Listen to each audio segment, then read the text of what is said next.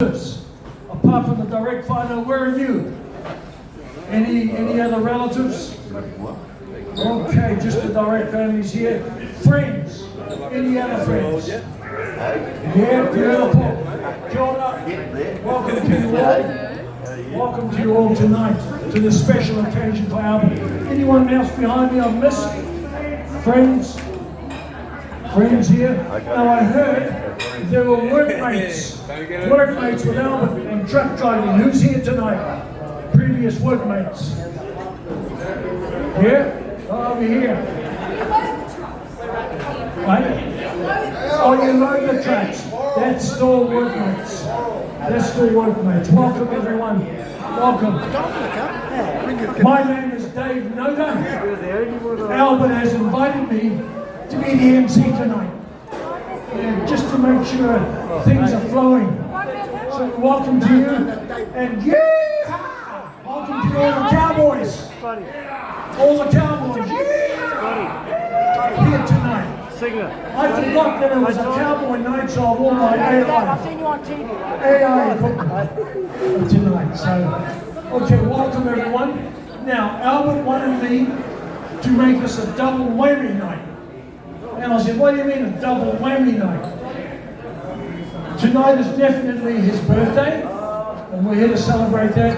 But he also wants to acknowledge his daughter, Donna. Donna, come out here. Donna's a very talented, experienced saxophonist who will be playing tonight. How about a big hand to her? He wants me to acknowledge her tonight, so that's the double whammy. She has CDs and USBs that she's going to be selling here tonight for $20 if anyone would like to purchase them. And they cover the whole range. You will hear her tonight live play her music. So he wants all of us to recognize her. Beautiful. Now we have what is called the wishing well. Anyone who would like to make or has a card that was on the invitation would like to put something in there to contribute to our celebration for Albert, it's there for you. It's called the wishing well. Okay, so you want to contribute $5 million or, you know, it may be a good amount. Okay, that's there for you, or just $5. Also, what about this? Does anyone know what this is? Hey, what is this? It's a Mack truck, of course. What else is it? It's Albert's birthday cake. How's that? Albert's always been in the trucking business. I've never seen a birthday cake like that. Okay, so there it is, authentic to Albert's truck driving history. Beautiful, everyone. Now, right now, I would like you to be quiet because I would like to introduce to you. He is definitely a father. He is definitely a grandfather, and he tells me today he's a great grandfather as well. Albert, do you go further than a great grandfather, or do we stop? Or stops there? Stops there, he reckons. So he's a great grandfather, an uncle, a friend. So that's our man here of the moment. I'm going to now turn the time over to him. Most of you had read about his life story in the handouts tonight. He's going to relay that life story live to you. So I would like to all your attention. Please put your hands together for the man of the moment, Albert Heke, to share his story with us. Thank you, Dave. I met Dave several years ago, and Dave has been a TV personality presenter, and so he was very well equipped for this sort of work. And I asked Dave to lead the proceedings tonight. Thank you, Dave. Thank you, everybody, for coming along, by the way. It's good to see you all. I treasure your friendship. And I wish you long journey, long life. Like I'm enjoying. I'm still fit. I'm still praising the Lord. I am a Christian. I have been most all of my life. been hot and cold times though. Times when I've been hot and sometimes lukewarm. But I'm still a born again believer. And I encourage everybody here tonight, just excuse my little presentation here, but I encourage you to, the way the world is going, things are very bad. And there needs to be more love for one another Absolutely. in the world. And I just really thank you for the love that you've shown by coming here and recognising this, my 80th birthday. Look, we had a USB with 142 photos, but somehow the USB doesn't work well on the TV. So I'm sorry about that. That's a bit of a disaster because there was a lot of very interesting moments over my lifetime as a truckie, and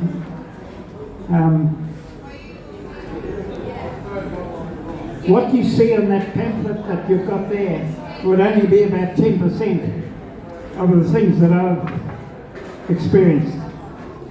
My granddaughter, that Raquel, where's Raquel? Where's Raquel? Yeah, she's not here, but she works for Central Link, and I asked her to type that up for me, and she did a brilliant job. So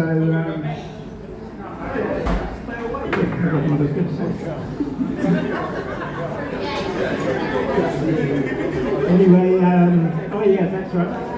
It's only about 10% or probably 20% of what I've done. And I'm quite proud. I've enjoyed my life thus far. I've still got pretty good health.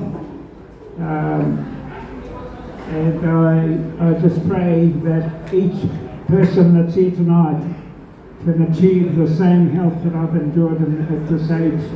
And that the endocrinologist, that because I'm what they call a professional driver, I don't know whether I'm a professional driver, but because I have a Uber car, because I drive buses, because I drive trucks, because I'm over 70, I've got to have a medical twice a year, and it's A1. The doctor says that he wishes that I could be a mentor for all of his patients.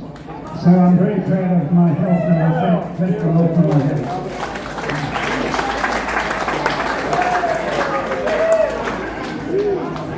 So I wish good health on everybody that's here tonight.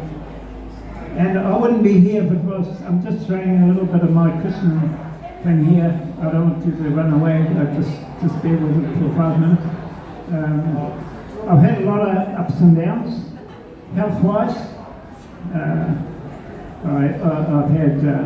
I had diabetes when I was 30. And I never had treatment until I came over here, and then I had treatment, and now I'm back to non-diabetic. So, yeah, I was diagnosed with high sugar when I was 33 or something in New Zealand. And now I'm non-diabetic. Now I give all the glory to my God above, because there's a lot of health issues that I have overcome, and I'm very thankful to God for that. I had a triple bypass because I had a blocked artery. Never had any relapse. I used to get gout years ago over here. I've been in Australia 35 years, and I used to get gout and get kidney stones 5 times. Never ever had an operation, but when you have kidney stones, it's like somebody putting a knife in your back.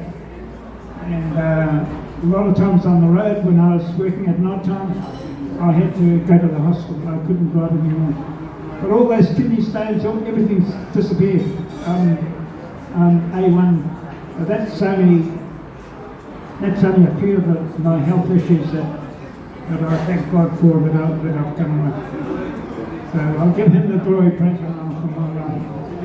And these boys carry on too much more. I might come back later with a little bit when it comes to my mind, because when you get a bit older you forget a few things. So I'm going to ask Donna If she can, Dave. Yep. Finish. David, we can get one up with Donna and do a little live music. Have you finished your talk now, Albert? I'll finish for a little while. Now, Albert, I want to ask you a question, okay? What brought you over here from the land of the long white cloud, Aotearoa, to the land of the kangaroos here in Australia? What brought you here? Tell us about that. It was the music because somewhere there's a big poster. Where's that poster? Oh, yes. Back there. No, not that one. Not that one. There's one.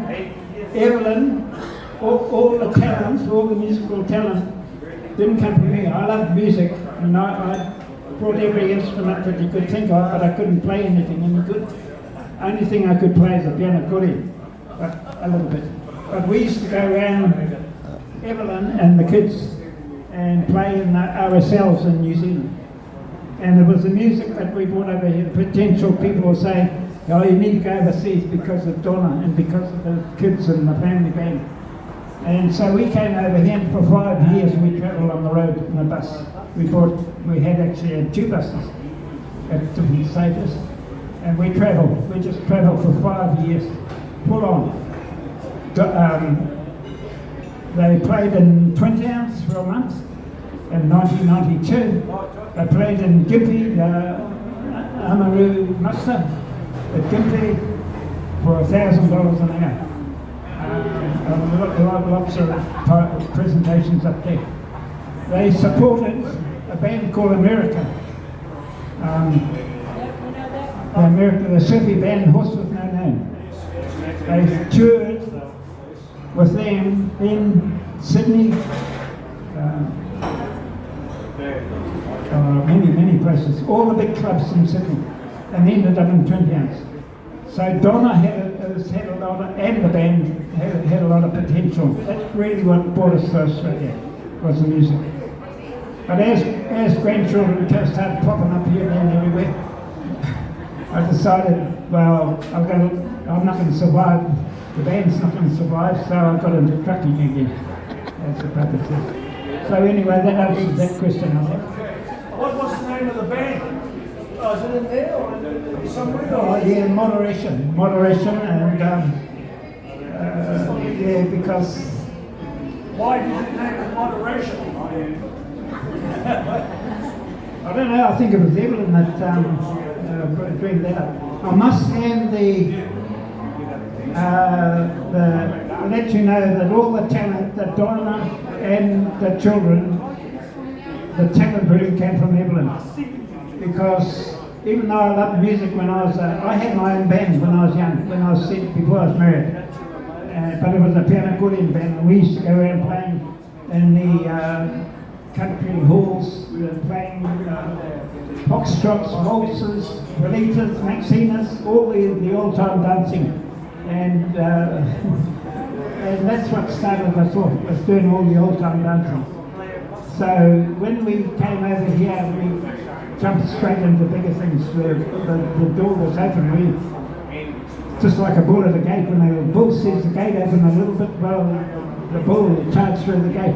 Well, we were lucky that we had people behind us that pushed us, and that's why we did things like support America and play in